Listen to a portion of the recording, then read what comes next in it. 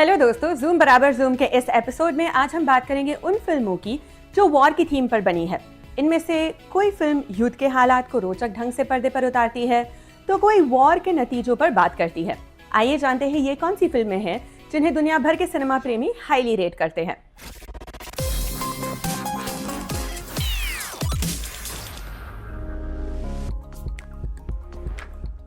Saving private Ryan को अब तक की सबसे बेहतरीन वॉर फिल्मों में गिना जाता है। इसे दिग्गज डायरेक्टर स्टीवन स्पीलबर्ग ने डायरेक्ट किया था। ये फिल्म सेकेंड वर्ल्ड वॉर के बैकग्राउंड पर आधारित है और इसकी शुरुआत के 20 मिनट का नॉर्मंडी इन्वेजन वाला सीक्वेंस आज भी सिनेमाई इतिहास का एक मास्टरपीस माना जाता है। टॉम हैंक्स द्वारा निभाया गया कैप्टन मिलर का किरदार अपने सोल्जर्स के साथ एक मिशन पर निकलता है, एक ऐसे सैनिक को खोजने जिसके तीनों भाई युद्ध में मारे जा चुके हैं। फिल्म हॉरर्स ऑफ वॉर पर फोकस करती है, इंसानी रिश्तों और फर्ज के बीच फंसे एक सैनिक की कहानी बयां करती है। स्पीलबर्ग का डायरेक्शन, जॉन विलियम्स का म्यूजिक और जानलेवा रियलिज्म इस फिल्म को एक इमोशनल और सिनेमैटिक अनुभव बनाता है। 1917 अपने अनूठे सिनेमैटिक स्टाइल के लिए जानी जाती है। पूरी फिल्म एक सिंगल टेक जैसी महसूस होती है, जो दर्शकों को युद्ध के मैदान के बीचों बीच खड़ा कर देती है। कहानी फर्स्ट वर्ल्ड वॉर के दौरान दो ब्रिटिश सैनिकों की है जिन्हें एक खतरनाक मिशन पर भेजा जाता है। उन्हें एक संदेशा पहुंचाना होता है जिससे 1600 सैनिक की जान बच सकती है।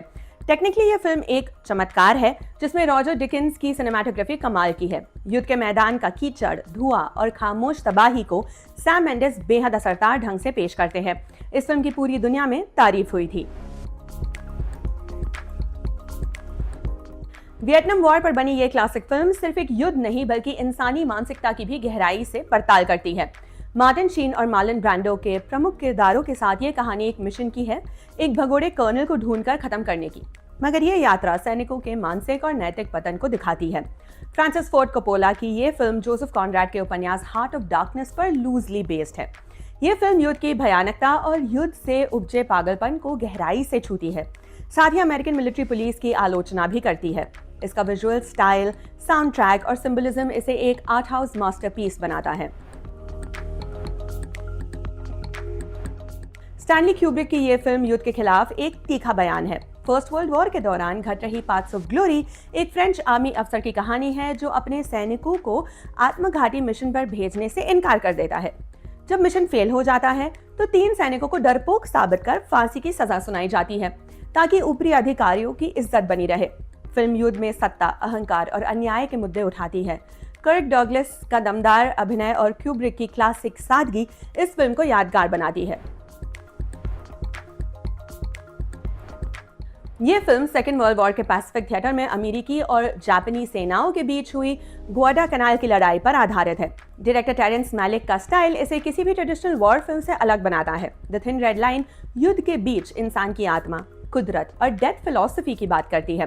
फिल्म में एक शानदार स्टारकास्ट है, शॉन पेन, जिम कवीजल, निक नॉल्ट, एड्रियन ब्रोडी और बहुत से कलाकार। लेकिन इसका असली हीरो है मैलिक का पोएटिक नरेशन और सिनेमैटिक टोन, जो वॉर को एक फिलोसॉफिक स्तर पर ले जाता है।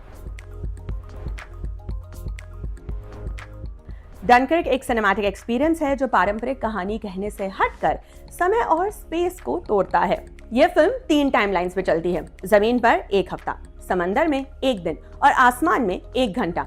1940 में हुए डनकर्क इवैक्यूएशन की इस कहानी में डायलॉग्स बेहद कम है, लेकिन हैंस जिमर का साउंड ट्रैक और क्रिस्टोफर नोलन का इमर्सिव डायरेक्शन स्टाइल इसे थ्रिलर जैसा ट्रीटमेंट देते हैं। युद्ध के शोरगुल में भी ये फिल्म शांति से डर, उम्मीद और साहस को पकड़ती है। टॉम हार्डी, फियोन व्हाइटहेड और हैरी स्टाइल्स जैसे कलाकारों ने कमाल का काम किया है। ब्लैक हॉक डाउन एक सच्ची घटना पर आधारित है। ये 1993 में सोमालिया के मोगादिशु शहर में फंसी अमेरिकी फौज की कहानी है। एक मिशन जो कुछ घंटों में खत्म होना था, वो 15 घंटे की भीषण जंग में बदल जाता है। रिडली स्कॉट इस फिल्म को बेहद रॉ और इंटेंस ट्रीटमेंट देते हैं। तकनीकी तौर पर फिल्म में जबरदस्त कैमरा वर्क, साउंड डिजाइन और एडिटिंग है जो आपको ऐसा महसूस कराता है कि आप हर गोली, हर धमाके के बीच है। जॉश हार्टनेट, इवन मैकग्रेगर और एरिक बाना जैसे एक्टर्स का टीम वर्क और तनाव से भरा माहौल फिल्म को जमीन से जोड़ा रखता है। हैक्सॉ रिज एक सच्ची कहानी है डेस्मंड डॉस नाम के एक शख्स की। एक अमेरिकन मेडिक जिसने सेकेंड वर्ल्ड वॉर के दौरान बिना हथियार उठाए 75 से ज्यादा सैनिकों की जान बचाई। फिल्म में एंड्रयू गारफील्ड ने डेस्मंड का किरदार निभाया है। ये फिल्म इंसानी हिम्मत, विश्वास और सेवा का प्रतीक है।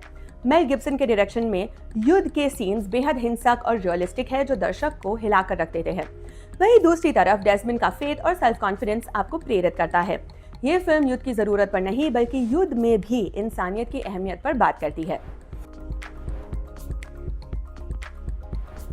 क्लिंट ईस्टवुड की ये फिल्म उसी युद्ध को जापानीज नजरिए से दिखाती है जो उन्होंने फ्लैग्स ऑफ आवर फादर में अमेरिकन पॉइंट ऑफ व्यू से दिखाया था। लेटर्स फ्रॉम इवो जिमा जापानी सैनिकों की मजबूरी, डर और सम्मान को गहराई से दिखाती है। केन वटानबे के नेतृत्व में ये फिल्म एक ह्यूमन नजरिया पेश करती है कि दुश्मन भी इंसान होते हैं। युद्ध में उनका भी परिवार, सम्मान और सेल्फ कॉन्फिडेंस दांव पर लगा होता है। फिल्म की सिनेमाटोग्राफी, डार्क टोन और स्लो नैरेटिव स्टाइल इसे एक गंभीर, भावुक और जरूरी वॉर फिल्म बनाते हैं। Come and see Soviet cinema की सबसे शक्तिशाली और परेशान कर देने वाली फिल्मों में से एक है। ये वर्ल्ड वॉर II के दौरान बेलारूस में नाजी कब्जे की कहानी, जिसे एक किशोर लड़के की नज़र से दिखाया गया है। फिल्म एक मासूम लड़के के धीरे धीरे मानसिक रूप से टूटते जाने की कहानी है।